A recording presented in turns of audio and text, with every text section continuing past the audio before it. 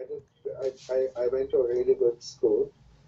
Despite that, there was no awareness amongst the teachers about dyslexia, which would eventually lead to teachers targeting these students who were diagnosed with dyslexia, and then because because the teacher does not respect the student, the other students in the class stop respecting you. As a result, you have to deal with the fallout of that. There were students in the class whose parents were doctors. They could have perfectly understood that, but yet these students went ahead and kept calling. In this case, it's me.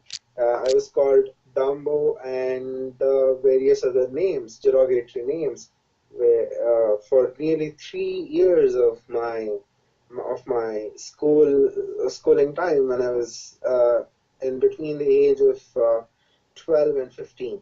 And how do you think that's affected you now? It happening in your childhood. I mean, there are a lot of people who would be able to empathise with this, who would be thinking I've had the same thing, and actually I'm one of them, or at least something similar. Perhaps in my generation in the UK where I grew up, it was perhaps from what it sounds like you telling me, the understanding was better. What do you think is the effect that has had happening at a young age on you now as a 28-year-old man? I am uncompromising with regards to the accuracy of information I know because of having been bullied so much in school. I remember if there is an important instance, official meeting held in an informal way. I have trained myself to remember every single detail. I remember every single agreement and I make notes of it.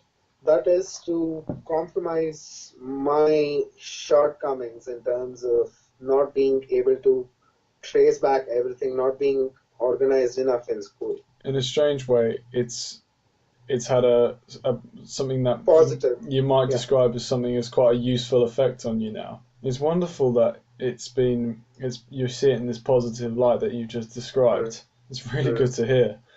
But would you not? I mean, would you not say that there's also been effects of it that have been negative as well? Oh yeah, the negative effects are that I don't trust people that easily, and I don't trust people in terms of me sharing my ideas or opinions.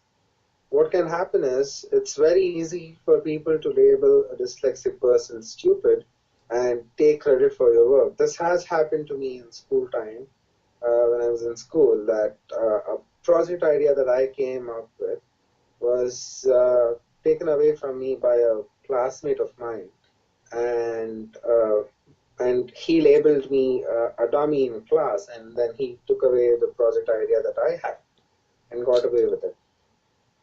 So I don't trust people no matter what, and I do not compromise on my ego. Certain times when you're in a professional environment, it's clever to compromise on your ego because you don't want emotions to overpower What do you mean by anything else. what do you mean by Sorry? compromise? What do you mean by compromise on your ego?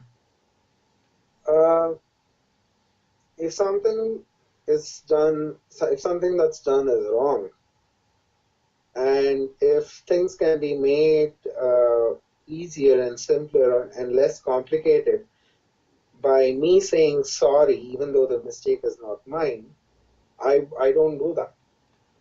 No matter who the authority is, no matter how high that position is, I expect that that person says sorry, and only then I proceed from that. As well as the negative things that you've spoken about, you have actually gained an emotional fortress from your tribulations towards being abused for dyslexia in the past from misunderstanding. Jay, Yeah. thank you very much for talking to me.